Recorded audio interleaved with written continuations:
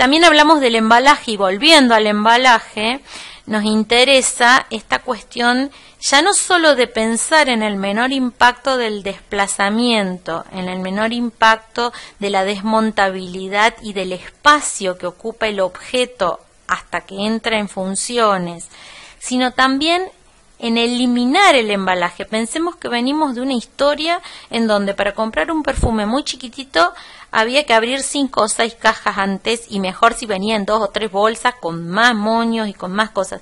Esto en realidad termina generando un impacto muy agresivo frente al medio.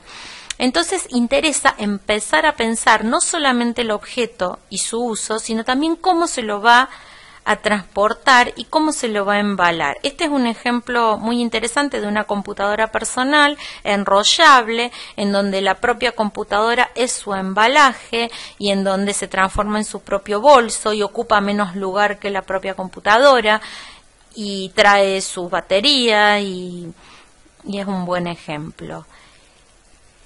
En síntesis, lo que estamos intentando decir es que todos los sistemas de productos que debiéramos pensar si queremos asumir la lógica ambiental y el diseño sustentable como posibilidad de exploración proyectual es que nuestros objetos deben entregar un plus de valor. Ese plus de valor tiene que ver con que además de servir para lo que debe servir, debiera devolver al ambiente algún valor. Este es el ejemplo de una bicicleta, por ejemplo, que va asociada a un sistema masivo de transporte. Uno llega en bicicleta hasta el tren, la bicicleta se puede plegar, mientras uno está andando en bicicleta hasta el tren, esa bicicleta va cargando energía en una batería y cuando uno se sube al tren y al plegarla la instala en un portabicicletas que tiene el propio vagón y entonces va devolviendo esa energía que fue acumulando al vagón y así va retroalimentando el sistema eléctrico del sistema masivo de transporte.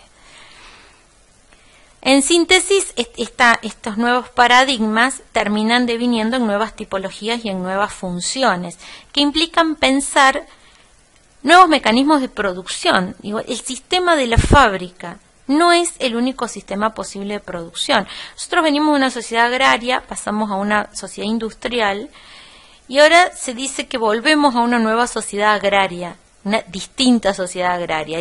Una de las empresas que tomó la cabecera en esto fue la Mercedes-Benz, con estas elucubraciones conceptuales que está haciendo en relación a su vehículo Biom, que es un vehículo que todavía es un concepto, pero que ustedes lo pueden ver en la web, que ya incluso hay prototipos y hay videos en donde se lo empieza a ver, que en realidad es un vehículo que ya no se produce con metales, no se produce con aluminios y no necesita combustible, sino que se produce a través de biomateriales. Entonces es un vehículo que se cultiva en estas especies de viveros y va creciendo hasta transformarse en un Mercedito y genera su propia energía para el funcionamiento y esto significaría todo un cambio en los procesos de producción y toda una vuelta hacia otras maneras de producir los insumos y los objetos que por lo menos pareciera interesante.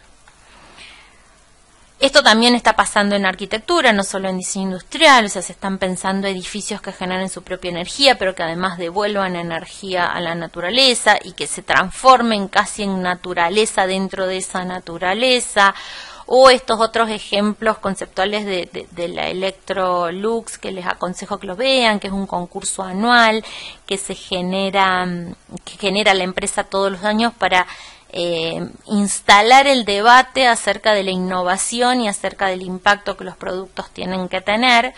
Y finalmente, porque ya se está haciendo largo el teórico, les cuento brevemente en qué consiste la práctica que ustedes van a hacer. Necesitamos que ustedes reflexionen sobre algunos de los problemas que se abrieron en este teórico.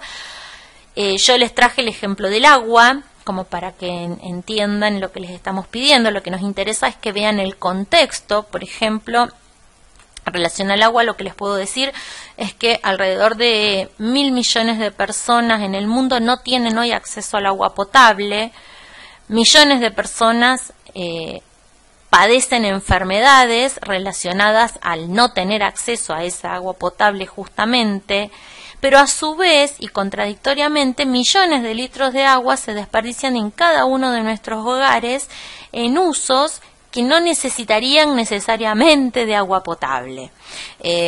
Una pregunta curiosa, si se quiere, es que en Estados Unidos se consumen 3,5 billones de litros de agua embotellada. O sea, estamos hablando de que aparecen como dos sistemas de impacto, ¿no? Por un lado, un desperdicio de agua potable, por el otro lado personas que la necesitan y mueren por no tenerla, y por el otro lado el impacto de no solo consumir agua potable para usos que no necesitamos, sino además la obsesión de consumirla embotellada y en botellas cada vez más pequeñas, con todo el impacto que terminan generando también no solo la producción de la botella, sino el residuo en el que se transforma esa botella. Vamos a ver algunos ejemplos en donde nos interesa reflexionar sobre la eficiencia, la eficacia y la conciencia que se debieran instalar en relación a la utilización de estos recursos. Este, por ejemplo, es un lavarropas en que se transforma en una pelota para jugar y que entonces mientras los chicos patean y la hacen girar, por fricción va lavando la ropa, consumiendo muy poca agua, un ejemplo casi anecdótico. Mucho se ha avanzado ya en relación a los inodoros y el impacto que terminan consumiendo los 17 litros que cada vez que limpiamos el inodoro se van. Entonces hay bastantes avances en relación a reutilizar esa agua o hacer recircular el agua, ya sea el agua de ducha o el agua de lavabos, que luego vaya a parar al depósito de inodoro y que el depósito de inodoro por lo menos lo que se garantiza es que el agua se utilice 2 veces antes de pasar a la cloaca. No es un gran avance, creo que es hasta cuesta, o sea, avanza, pero no lo suficiente.